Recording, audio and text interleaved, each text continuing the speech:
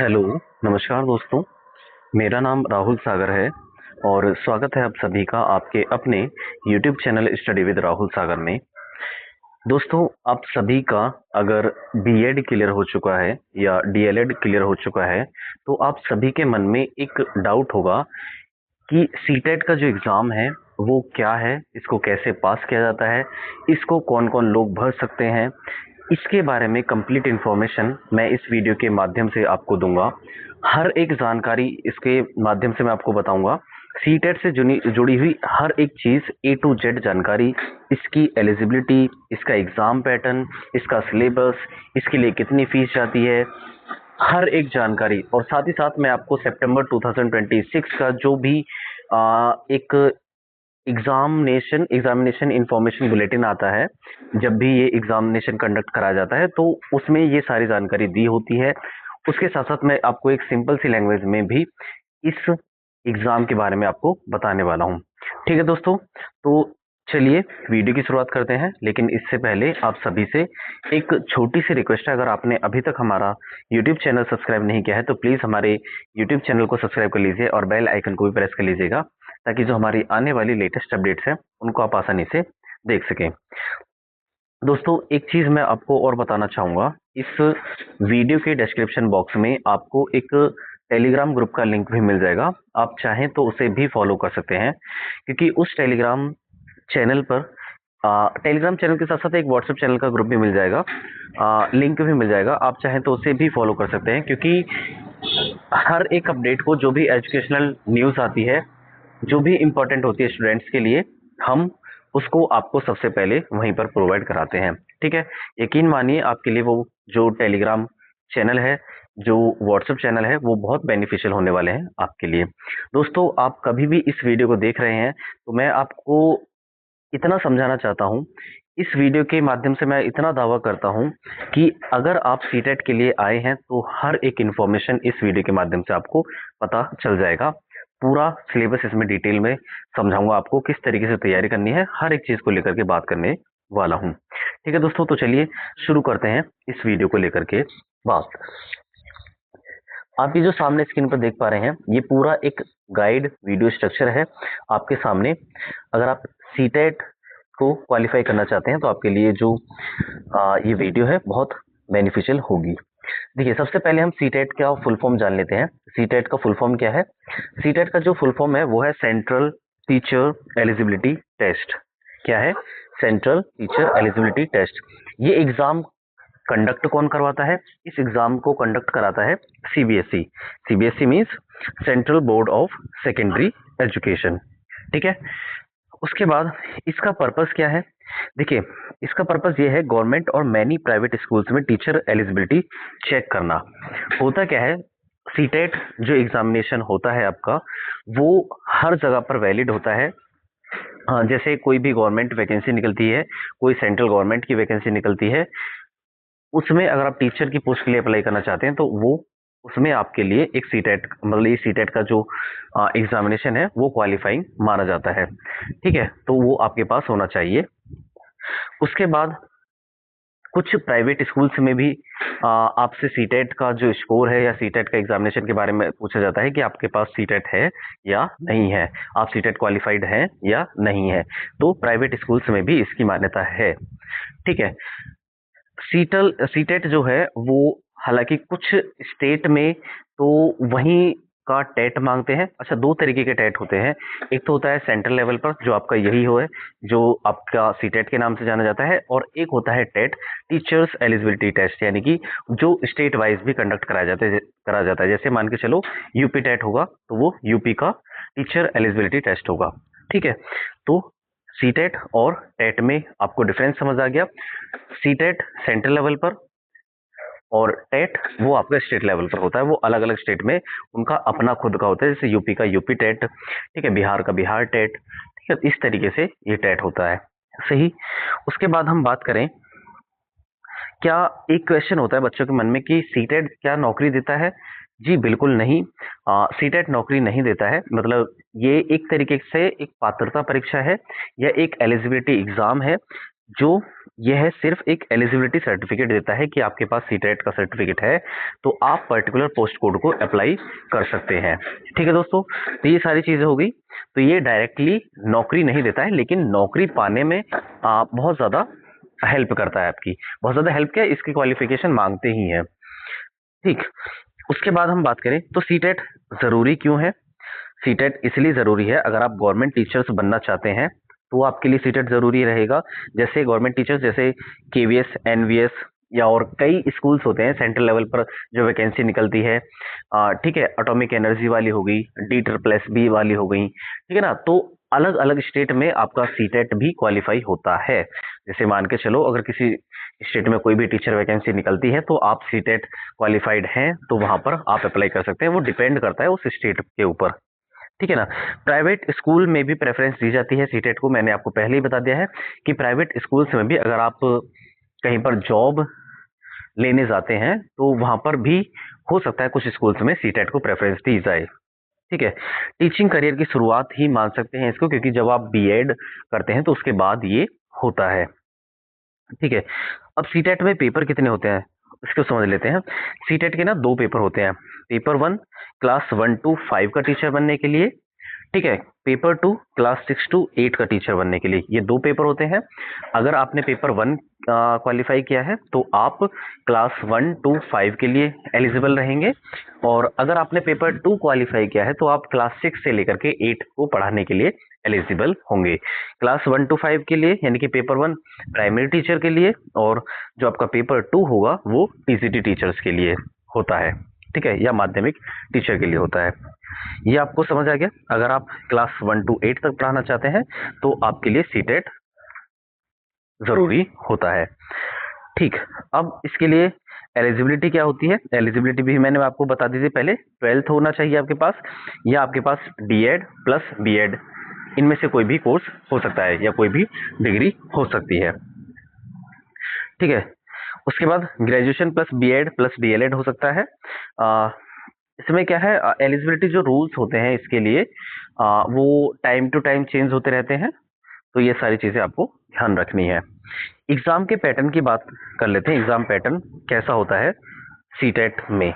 Paper 1 की अगर हम बात करें तो पेपर 1 में किस तरीके से आपको क्वेश्चंस देखने के लिए मिलेंगे, कौन कौन से सब्जेक्ट्स आपको देखने के लिए मिलेंगे, इसमें देखेंगे। सबसे पहले आपको देखने के लिए मिलेगा चाइल्ड डेवलपमेंट एंड पेडागोजी, क्या, जिसे हम शॉर्ट फॉर्म में सीडीपी भी बोल देते हैं, पहला। उसके बाद आपको एक लैंग्वेज सेलेक्ट करनी होगी, दूसरी लैंग्वेज भी आपको सेलेक्ट करनी होगी। 2 लैंग्वेज हो सकती हैं आपके लिए ना। इस बार एक छोटा सा चेंज हुआ है लैंग्वेज में, जिसको मैं आगे चल करके भी बताऊंगा। जो आपका सितंबर 2026 का जो सीटेट एग्जामिनेशन का जो इंफॉर्मेशन बुलेटिन आया है उसमें ये सारी चीजें दी गई हैं। टोटल अब की बार 27 लैंग्वेजेस में से आपको ये 2 लैंग्वेज चुननी होती हैं, लेकिन पहले क्या होता था, पहले केवल और केवल 20 लैंग्वेजेस में से आपको चुननी होती थी। लेकिन अब की बार क्या हुआ है, 7 लैंग्वेजेस को और बढ़ा दिया गया है। ठीक है, तो आपको क्या करना होगा, एक तो सीडीपी पढ़नी पड़ेगी। लैंग्वेज 1 और 2 में आप अपने हिसाब से उन 27 लैंग्वेज को मैं दिखाऊंगा आगे की समय में।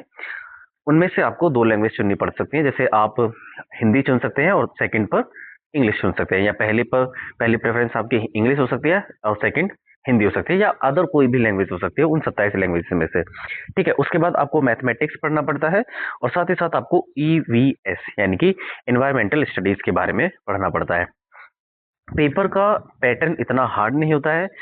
कॉन्सेप्चुअल बेस्ड क्वेश्चन पूछे जाते हैं आपके, एक तरीके से मेंटल अंडरस्टैंडिंग पर क्वेश्चन बनते हैं। मेन जो पार्ट होता है इसका वो होता है सीडीपी का, यानी कि चाइल्ड डेवलपमेंट एंड पेडागोजी। वहीं पर हम बात करें लैंग्वेज 1, 2 और मैथमेटिक्स और ईवीएस में भी आपका 15 नंबर का जो पार्ट होगा वो ऐसा होगा जो कॉन्सेप्ट बेस्ड होगा इन्हीं सभी सब्जेक्ट के ऊपर। लेकिन 15 नंबर का जो क्वेश्चन होंगे आपके हर एक सब्जेक्ट की बात कर रहा हूं, वो होंगे सीडीपी बेस्ड, मतलब इन सभी सब्जेक्ट की सीडीपी पर बेस्ड। तो आपके लिए जो सीडीपी रहेगी वो बहुत इंपॉर्टेंट रोल प्ले करने वाली है सीटेट को क्लियर करने में। ठीक है, तो सीडीपी मस्ट है, बहुत ज्यादा इंपॉर्टेंट रहेगी, ताकि आप ये एग्जाम आसानी से निकाल सकें। ठीक है दोस्तों, उसके बाद हम बात करें पेपर 2 की। तो पेपर 2 में क्या पैटर्न होता है, पेपर 2 में भी ये ही पैटर्न होता है। जैसे मान करके चलिए आपको सीडीपी पढ़नी पड़ेगी 30 नंबर की, और लैंग्वेज पढ़ना पड़ेगा, लैंग्वेज होंगी आपकी 2, और साथ ही साथ आप क्या कर सकते हैं, मैथ्स, साइंस और सोशल साइंस, मतलब आपको इसमें ना एक सब्जेक्ट चुनना पड़ता है। जैसे आपने मैथ किया है तो आपको मैथ पढ़ना पड़ेगा, साइंस ली है तो साइंस पढ़ना पड़ेगा, सोशल साइंस से देना चाहते हैं तो आप सोशल साइंस से दे सकते हैं। ठीक है, तो ये सारी चीजें हो गई आपके कौन कौन से सब्जेक्ट आपको पढ़ने पड़ेंगे। आगे ना डिटेल में समझाऊंगा इसी चीज को भी। उसके बाद हम बात करते हैं पार्ट 6 है इसका, मार्क्स एंड टाइमिंग। देखिए, टोटल क्वेश्चन होते हैं आपके 150। कितने होते हैं? 150 क्वेश्चन होते हैं। कितने मार्क्स के होते हैं? 150 मार्क्स के ही होते हैं, यानी कि 150 क्वेश्चन देखेंगे आप वहां पर, और 150 ही मार्क्स के होंगे, यानी कि दोनों पेपर्स में, पेपर 1 और पेपर 2 में, दोनों में ही 150 मार्क्स के, ये 150 क्वेश्चन आपको 150 मार्क्स के देखने के लिए मिलेंगे। नेगेटिव मार्किंग की अगर हम बात करें तो नेगेटिव मार्किंग इसमें नहीं होती है। क्या? No negative marking. उसके बाद टाइम कितना है? टाइम ड्यूरेशन है आपका 2 घंटे 30 मिनट, यानी कि टोटल आपका कितना हो गया? 150 मिनट ही आपके पास हो जाती हैं। सही है। उसके बाद हम बात करें पासिंग मार्क्स कितना है। इसमें ना होता क्या है कि कैटेगरी वाइज आपको थोड़े नंबर्स जो होते हैं, रिजर्व्ड कैटेगरी के कैंडिडेट्स को थोड़ा इसमें रिलैक्सेशन मिलता है, जो आप सामने देख सकते हैं। जैसे जनरल कैटेगरी के लिए कितना स्कोर करना होगा, इसको क्वालिफाइड करने के लिए 150 नंबर में से आपको 60%, 150 का 60% हो जाता है 90 मार्क्स। तो आपको, अगर आप अनरिजर्व्ड कैटेगरी से हैं, यानी कि जनरल कैटेगरी से हैं, तो आपको कितना नंबर लाना होगा? 90 नंबर लाने होंगे। ठीक है। वहीं पर अगर हम बात करें, अगर आप रिजर्व्ड कैटेगरी के कैंडिडेट हैं तो 55%, यानी कि 150 में से 82 नंबर्स आपको लाने होंगे। अब बच्चों के मन में ना ये एक डाउट होता है कि मान के चलो जनरल कैटेगरी का कोई कैंडिडेट है, उसके 110 नंबर आते हैं, एक बंदा ऐसा है जिसके 110 नंबर आ जाते हैं, और एक कैंडिडेट ऐसा है जनरल कैटेगरी का है जिसके 90 मार्क्स आते हैं। तो इनमें से क्या उस बच्चे को ज्यादा प्रेफरेंस दी जाएगी जो जिसके ज्यादा नंबर है? तो बिल्कुल साफ साफ शब्दों में अगर मैं बताऊं तो बिल्कुल नहीं। ये एक क्वालिफाइड एग्जाम होता है, क्वालिफाइड एग्जाम होता है क्वालिफाइंग नेचर में। तो ऐसा नहीं है कि ज्यादा नंबर वाले को ज्यादा प्रेफरेंस दी जाती है। ठीक है ना। तो ये जितना अगर 90 वाला क्वालिफाई, सॉरी, अगर 110 नंबर है किसी के तो वो भी अप्लाई कर पाएगा आगे आने वाली वैकेंसीज में, जिसके 90 नंबर है वो भी अप्लाई कर पाएगा। और यही रूल आपके रिजर्व कैटेगरी के कैंडिडेट्स पर भी अप्लाई होता है। ठीक है दोस्तों। उसके बाद हम बात करते हैं सीटेट के जो सर्टिफिकेट होता है उसकी वैलिडिटी क्या होती है। पहले इसकी वैलिडिटी थोड़ी कम थी, लेकिन अब ये लाइफ टाइम के लिए हो गया है। तो आपको ये याद रखना है, सीटेट की जो वैलिडिटी है वो अब लाइफ टाइम के लिए है। मतलब आपने एक बार क्वालिफाई किया तो आप हमेशा के लिए इसको क्वालिफाई मानेंगे, मतलब ये हमेशा के लिए वैलिड रहेगा। उसके बाद सीटेट के बाद क्या, यह सेक्शन जो है वो बहुत इंपॉर्टेंट हो जाता है, क्योंकि सीटेट क्लियर करने के बाद ना आप अप्लाई कर पाएंगे अदर गवर्नमेंट स्कूल्स में, जैसे केवीएस हो गया, एनवीएस हो गया, DSSB हो गया। ठीक है ना। तो इन सभी स्कूल्स में जितने भी सेंट्रल लेवल पर एग्जाम्स होते हैं उनके, और जो भी स्टेट लेवल पर एग्जाम होते हैं जहां पर सीटेट मांगते हैं, तो वहां पर भी आप अप्लाई कर सकते हैं टीचर्स बनने के लिए। सही है। फाइनल सिलेक्शन इसके बेस पर होता है? बिल्कुल नहीं होता। आपको रिटन एग्जामिनेशन देना होता है, इंटरव्यू वगैरह, मेरिट या डॉक्यूमेंट वेरिफिकेशन के बाद ही ये सारी चीजें होती हैं कि आप एक टीचर बनने के लायक होते हैं। लेकिन अगर मैं सीटेट की बात करूं तो सीटेट एक क्वालिफाइंग नेचर का क्या है, एक एग्जाम है। इसकी तैयारी किस तरीके से करते हैं, हालांकि मैं इसको लेकर के एक डिटेल्ड वीडियो बनाऊंगा, लेकिन इसी वीडियो के अंदर मैं आपको समझाऊंगा कि इसका जो सिलेबस है वो किस तरह से है। हर एक पेपर का, यानी कि पेपर 1 और पेपर 2 का सिलेबस समझाऊंगा। हर चीज को लेकर के, सीडीपी, लैंग्वेज, साथ साथ मैथ्स और ईवीएस, हर एक सब्जेक्ट को इसमें कवर करूंगा। इसका जो डिटेल्ड सिलेबस है उसकी मैं बात कर रहा हूँ। ठीक है। जैसे कुछ टिप्स हैं आपके लिए, अगर आप सीटेट की प्रिपरेशन कर रहे हैं तो आपको करना क्या है, एनसीईआरटी पर फोकस कीजिए। किस पर? एनसीईआरटीज पढ़िए, स्पेशली ईवीएस के लिए, मैथ्स के लिए और सीडीपी के कॉन्सेप्ट को क्लियर करने के लिए। ठीक है। पीवाई क्यूज पर ध्यान दीजिए, मॉक टेस्ट दीजिए। आपको जिस भी एप्लीकेशन पर इसके मॉक टेस्ट मिल जाते हैं या पीवाई क्यूज मिल जाते हैं, उनको एनालिसिस कीजिए सबसे मस्ट ना आपको पीवाईक्यू से पता चल जाएगा कि ये किस तरीके का एग्जाम है, किस तरीके के इसमें क्वेश्चन पूछ जाते हैं और किस तरीके के कौन कौन से टॉपिक्स हैं जो बार बार रिपीट होते हैं। ठीक है ना, तो पीवाईक्यूज को आपको जरूर देखना है। उसके बाद हम बात करें, पेडागोजी जो है वो बहुत ज़्यादा इंपॉर्टेंट रोल प्ले करती है, वो मैं पहले से ही आपको बोलता आ रहा हूँ।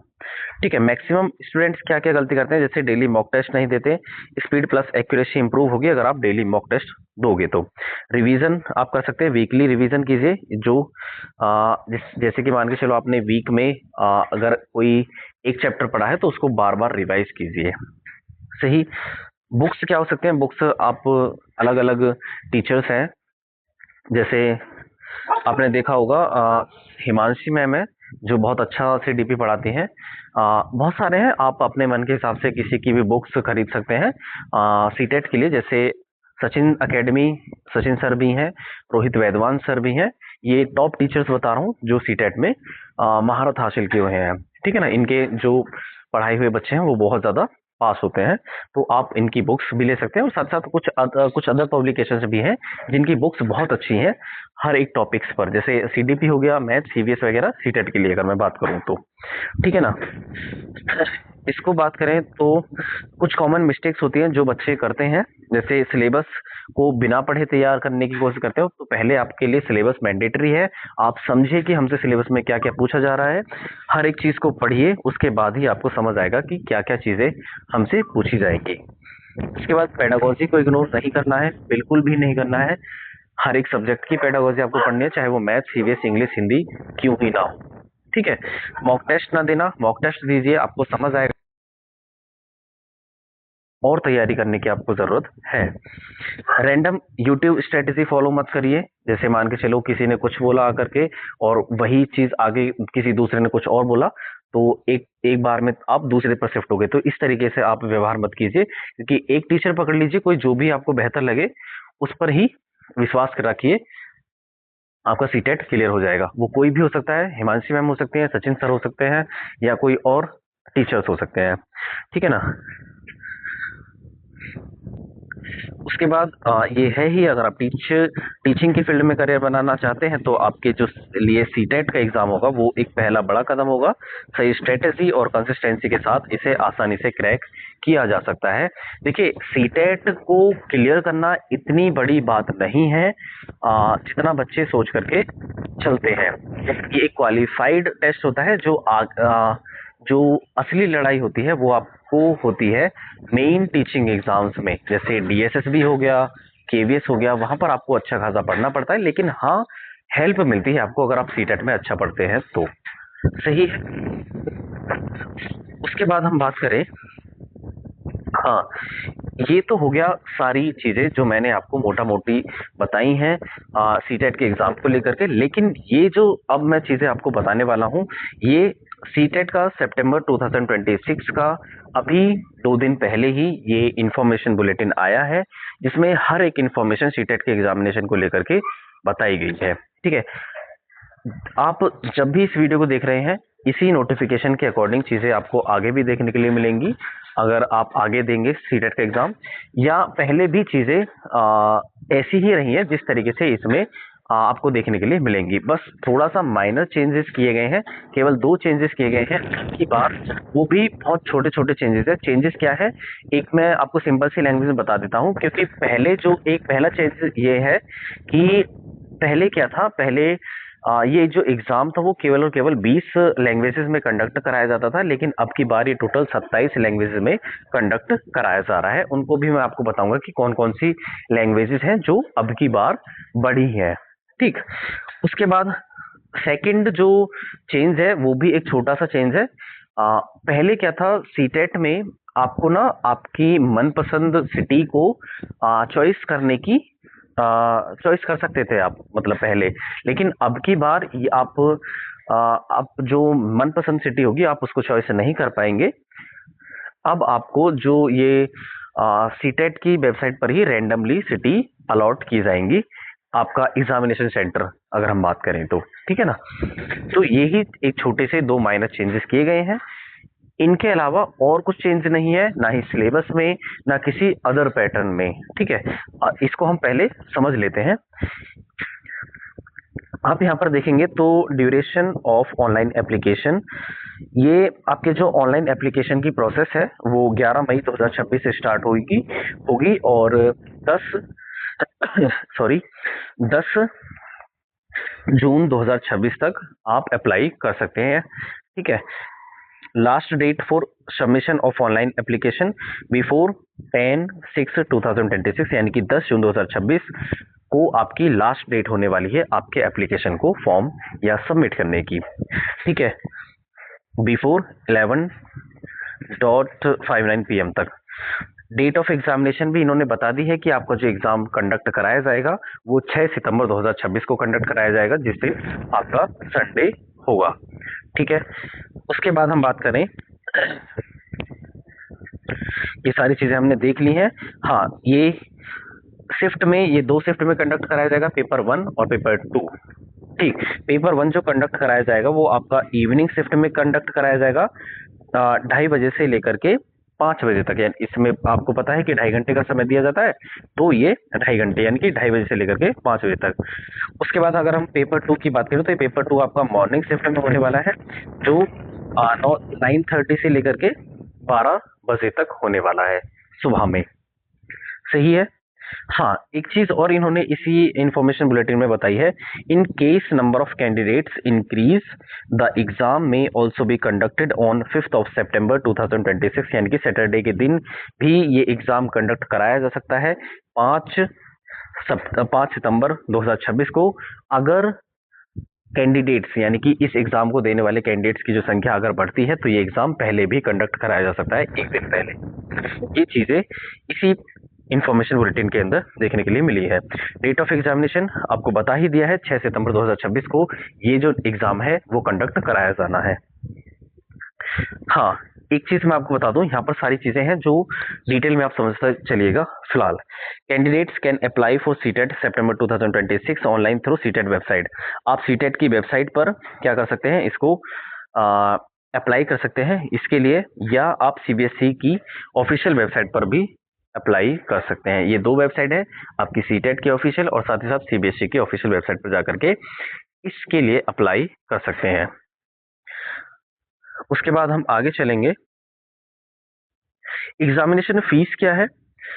यहाँ पर देखेंगे जनरल कैटेगरी के लिए, ओबीसी के लिए जो नॉन क्रीमी लेयर के होते हैं उनके लिए जो ओनली पेपर 1 या पेपर 2 के लिए जो फीस होने वाली है वो 1000 रुपये रहेगी, और बोथ पेपर के लिए यानी कि पेपर 1 और पेपर 2 के लिए जो फीस रहेगी वो 1200 रहेगी। किस किस के लिए, जनरल ओबीसी के लिए। ठीक है, एससी एसटी और डिफरेंटली एबल्ड पर्सन्स के लिए यानी कि पीडब्ल्यूबीडी कैटेगरी के बच्चों के लिए ओनली पेपर 1 या केवल पेपर 1 या केवल पेपर 2 के लिए जो फीस रहने वाली है वो 500 रुपये रहेगी, और पेपर 1 और पेपर 2 जो दोनों भरना चाहते हैं उनके लिए 600 रुपये फीस होने वाली है रिजर्व्ड कैटेगरी के कैंडिडेट्स के लिए। ठीक है, ऑनलाइन मोड में आपकी पेमेंट ये स्वीकार की जाएगी। सही है। उसके बाद हम बात करें, आगे चलेंगे, जो काम की चीजें हैं उन्हीं को आपको बताऊंगा। एक सेकेंड, आप आगे चलेंगे तो ठीक है, इसमें आपका अब बताया गया है schedule and mode of examination. 2.5 घंटे का आपका ड्यूरेशन है, ये मैंने आपको बता ही दिया है। 6 सितंबर 2026 को कंडक्ट कराया जाएगा, पेपर 1 इवनिंग शिफ्ट में, पेपर 2 मॉर्निंग शिफ्ट में। समय भी आपको मैं पहले ही बता चुका हूँ। ठीक है, इसको अगर हम आगे बढ़े तो एलिजिबिलिटी भी मैंने आपको डिस्कस कर दी है पहले ही। ठीक है, जो बच्चे बीएड या डीएलएड करते हैं तो उनके लिए ये होता है। सही। उसके बाद हम स्ट्रक्चर समझ लेते हैं, जो मैंने पहले बता दिया था, लेकिन अब हम पूरा डिटेल में समझेंगे स्ट्रक्चर किस तरीके से होता है। सबसे पहले हम पेपर की बात कर लेते हैं, तो ये एमसीक्यू बेस्ड क्वेश्चंस होते हैं। ठीक है, कोई डिस्क्रिप्टिव नहीं होता है। सबसे पहले हम ये समझ ही लेते हैं। आप यहाँ पर देखेंगे तो पेपर 1 के लिए बताएंगे हम जो पैटर्न होता है वो एग्जाम का कैसा होता है। देखिए, सीडीपी यानी कि चाइल्ड डेवलपमेंट एंड पेडागोजी जो आपके लिए कंपलसरी है वो 30 MCQs होंगे, 30 मार्क्स के होंगे। मैथमेटिक्स 30 MCQs होंगे, 30 मार्क्स के होंगे। Environmental studies 30 MCQs, 30 marks. उसके बाद लैंग्वेज 1 कोई भी चुन सकते हैं आप, 30 MCQs, 30 मार्क्स। लैंग्वेज 2 30 MCQs और 30 मार्क्स। टोटल 150 MCQs हो जाते हैं। कितने समय के लिए? 150 मार्क्स में 150 मार्क्स के हो जाएंगे और समय भी आपके पास कितना होगा? 150 मिनट ही, यानी कि आपके पास 2.5 घंटे होंगे इसको सॉल्व करने के लिए। ठीक है। हाँ, लैंग्वेज की बात कर रहे थे हम कि कौन कौन सी लैंग्वेजेस होती हैं, जिनमें से आपको जो 2 लैंग्वेज चुननी पड़ती हैं वो आपके सामने है। ये सारी लैंग्वेजेस, लैंग्वेज देख लेते हैं। आप सामने जो स्क्रीन पर देख पा रहे हैं इन सभी को पढ़ करके बता देता हूं मैं। इंग्लिश, हिंदी, असमीज, बंगाली, गारो, गुजराती, कन्नड़, खासी, मलयालम, मणिपुरी, मराठी, मिजो, नेपाली, उड़िया, पंजाबी, संस्कृत, तमिल, तेलुगु, तिब्बतन, उर्दू, बोडो, डोगरी, कश्मीरी, कोंकणी, मैथिली, संथाली और सिंधी। ये टोटल पहले 20 लैंग्वेज हुआ करती थी, लेकिन आप यहाँ पर देखेंगे 21 से लेकर के 27 तक जो लैंग्वेज है वो अब की बार ही इसमें इंक्लूड की गई हैं। कौन कौन सी हैं? बोडो, डोगरी, कश्मीरी, कोंकणी, मैथिली, संथाली और सिंधी लैंग्वेज में अब की बार ही ये कंडक्ट कराया जाएगा। सही है। ये पूरा एग्जाम पैटर्न आपको समझ आ गया है। वहीं पर हम पेपर 2 की बात करें तो पेपर 2 किस तरीके से इसका एग्जाम पैटर्न होता है इसको यहाँ पर देखेंगे। Child development and pedagogy 30 MCQs होंगे, 30 मार्क्स के ही होंगे पेपर 2 में भी। Mathematics and science 60 MCQs, 60 number के। देखिए पहले ना इसको छोड़िए, CDP होगी आपकी 30 क्वेश्चन होंगे 30 मार्क्स के। लैंग्वेज 1 होगी 30 MCQs 30 मार्क्स के। लैंग्वेज 2 होगी 30 MCQs 30 मार्क्स के। ठीक है, ये कितने हो गए? 90 मार्क्स का हो गया। पहले तो एक CDP पेपर 2 के अंदर की बात कर रहा हूँ। पेपर 2 में पहले 30 नंबर CDP के 30 क्वेश्चन। ठीक है, 30 क्वेश्चन 30 मार्क्स के। और लैंग्वेज 1 होगी, कोई भी चुन लीजिएगा आप जो आपको आती हो, 30 क्वेश्चन 30 मार्क्स के। उसके बाद लैंग्वेज 2 जो भी आप चुनना चाहें 30 क्वेश्चन 30 मार्क्स के। और साथ ही साथ आपको ना अब 90 मार्क्स हो गई है, उसके बाद आपको चुनना होता है मैथमेटिक्स, साइंस या सोशल में से किसी एक सब्जेक्ट को, जिसके आपसे 60 क्वेश्चन पूछे जाते हैं जो 60 मार्क्स के ही होते हैं। ठीक है, जो आपका पेपर 2 होता है उसमें आपको एक पर्टिकुलर सब्जेक्ट चुनना पड़ता है जिससे भी बैकग्राउंड से आप हैं। ठीक है ना, जैसे सोशल साइंस से हैं तो सोशल साइंस का भरोगे, मैथ से हैं तो मैथ से, साइंस है तो साइंस से। ठीक है ना, तो ये सारा आपका पैटर्न हो गया पेपर 2 का। उसके बाद हम बात करेंगे तो ये लैंग्वेजेस मैंने आपको बता ही दी हैं सारी। पेपर 2 में भी आपको इन्हीं में से चुनना होगा। एग्जाम की अगर मैं बात करूं, क्वेश्चन पेपर का जो लेवल होगा, सॉरी लेवल नहीं, लैंग्वेज जो होगी वो बाइलिंगुअल होगी, हिंदी और इंग्लिश दोनों में देखने के लिए आपको मिलेगा। क्वालिफाइंग मार्क्स को मैंने आपको बता ही दिया है। क्वालिफाइंग मार्क्स होते हैं आपके जनरल कैटेगरी के लिए 90 मार्क्स, यानी कि 60% 150 का। और SC ST और OBC के लिए, यानी कि जो रिजर्व्ड कैटेगरी के कैंडिडेट होते हैं, उनको 55 मार्क्स लाने होते हैं। 82 मार्क्स पर उनका क्वालिफाई ये हो जाता है। सही है, ये सारी चीजें हो गई। उसके बाद एप्लीकेबिलिटी मैंने आपको बता ही दी है। आप अगर सीटेट क्वालिफाई कर जाते हैं तो आप इसको कहीं भी अप्लाई कर सकते हैं। जहां पर अगर प्राइवेट टीचर की जॉब के लिए मांगते हैं तो वहां पर आप अप्लाई कर सकते हैं। साथ ही साथ जो गवर्नमेंट के जो स्कूल्स हैं जैसे KVS, इनविस, DSSB वगैरह, इनमें तो आप इसके लिए एलिजिबल हो जाते हैं। ठीक है, वैलिडिटी मैंने आपको पता ही दिया है, लाइफ टाइम होती है इसकी।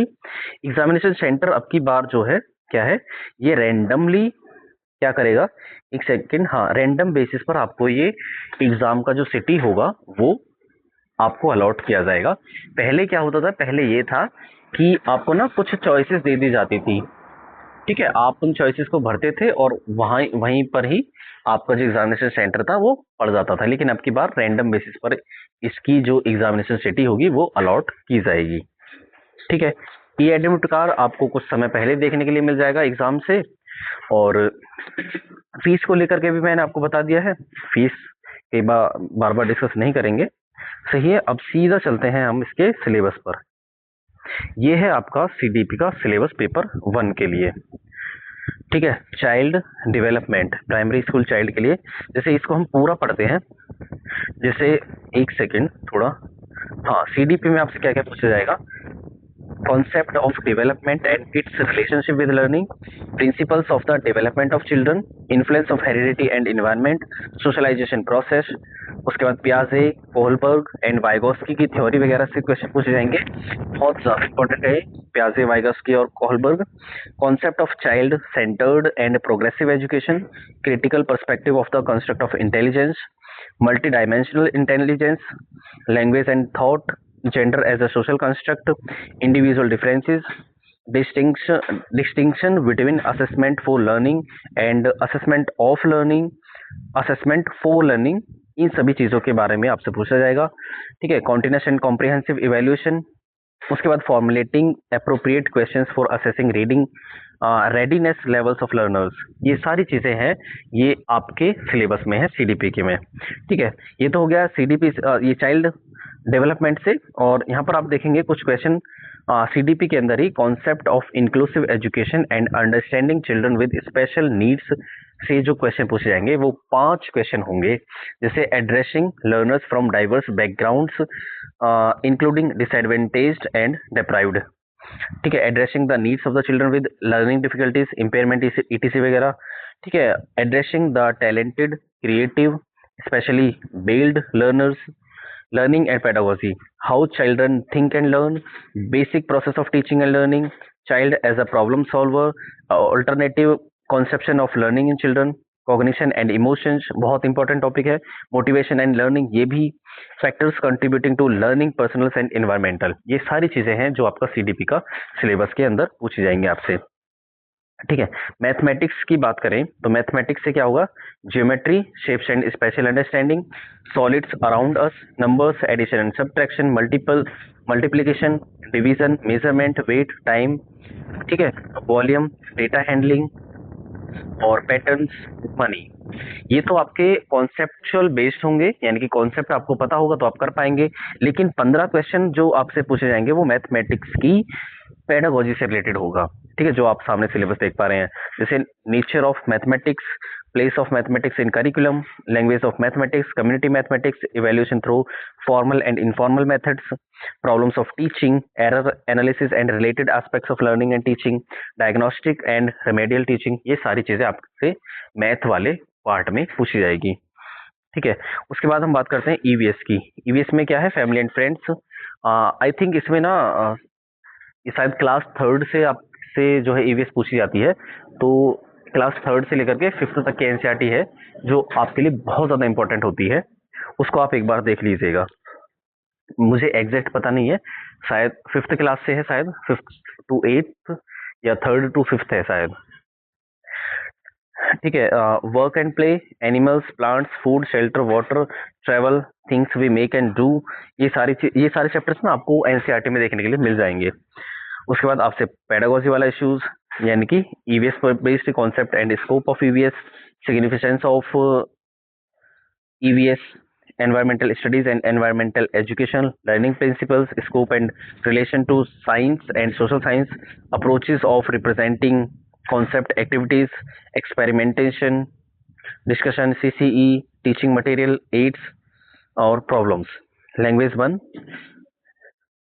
लैंग्वेज में देखेंगे आप यहाँ पर तो इंग्लिश की अगर हम बात करें तो ये सारी चीजें हैं लैंग्वेज वाले पोर्शन को लेकर के। ठीक है, आप इसको पढ़ सकते हैं बारी बारी से। ये हो गया आपका, हाँ, ये सारा सिलेबस हो गया आपका पेपर 1 का। पेपर 2 की अगर हम बात करें जो क्लास 6 to 8 तक के बच्चों के पढ़ाने के लिए होता है, उसका भी सेम ही है, बट इसके जो लेवल ऑफ क्वेश्चन होता है वो थोड़ा हार्ड हो जाता है, थोड़ा अंडरस्टैंडिंग और ज़्यादा लगानी पड़ती है 6 to 8 में सीडीपी के लिए। ठीक है, बाकी आपका जो मैथमेटिक्स में होता है वो सेम होता है, सेम नहीं होता बट मतलब अगर आपने मैथ चुना है तो थोड़ा डिटेल में आपको पढ़ना होगा। ये उन सभी के जो सिलेबस है आप सामने स्क्रीन पर देख सकते हैं। इसका जो पीडीएफ है मैं इस वीडियो के डिस्क्रिप्शन बॉक्स में लगा दूंगा, आप इसको डाउनलोड कर लीजिएगा वहीं से। ठीक है दोस्तों, अगर आप सोशल स्टडीज से पढ़ते हैं तो यहाँ पर आपको देखने के लिए मिल जाएगा। एनसीईआरटी वगैरह आपके लिए बहुत इंपॉर्टेंट रहने वाली है। बाकी जियोग्राफी भी आपको पढ़नी पड़ेगी। अगर आप एसएसटी से भरते हैं तो ये बाकी का लैंग्वेज से जुड़ा हुआ पोर्शन ही है, हिंदी या इंग्लिश आप जो चुने उसके लिए आपको डिटेल सिलेबस इसमें मिल ही जाएगा। तो ये सारी इन्फॉर्मेशन हो गई जो आपको सीटेट से जुड़ी हुई है। ठीक है दोस्तों, तो चलिए, अगर आपको कोई भी क्वेश्चन है तो आप मेरे से कमेंट सेक्शन में पूछ सकते हैं। हाँ, एक चीज और मैं आपको बताना चाहूंगा, कुछ बच्चों के लिए सीडीपी के लिए एक बुक है मेरे पास, एक बुक जो हिमांशी मैम की बुक है, उसका पीडीएफ है मेरे पास। आप उसको पढ़ सकते हैं, बहुत बेनिफिशियल रहेगी, बहुत अच्छी बुक है। वो नोट्स के थ्रू ही बनाई गई बुक है। उसको आप मेरे से ले सकते हैं। आप क्या कर सकते हैं, व्हाट्सएप नंबर होगा मेरा, डिस्क्रिप्शन बॉक्स में मिल जाएगा, या यूट्यूब के आप प्रोफाइल पर जाओगे तो वहां पर भी देखने के लिए मिल जाएगा। आप मेरे से वहां पर हाई पेडागोजी बुक वगैरह लिख करके भेज दीजिएगा, तो मैं आपको वो पीडीएफ जो है बुक की वो भेज दूंगा। ठीक है दोस्तों, तो चलिए, बस यही इन्फॉर्मेशन थी जो आपको देनी थी। आई होप आपको ये वीडियो पसंद आई होगी। वीडियो पसंद आई है तो प्लीज़ वीडियो को लाइक, शेयर और हमारे यूट्यूब चैनल को सब्सक्राइब भी कर लीजिएगा, ताकि जो हमारी आने वाली लेटेस्ट अपडेट्स हैं उनको आप आसानी से देख सकें। तो चलिए दोस्तों, थैंक्स फॉर वॉचिंग।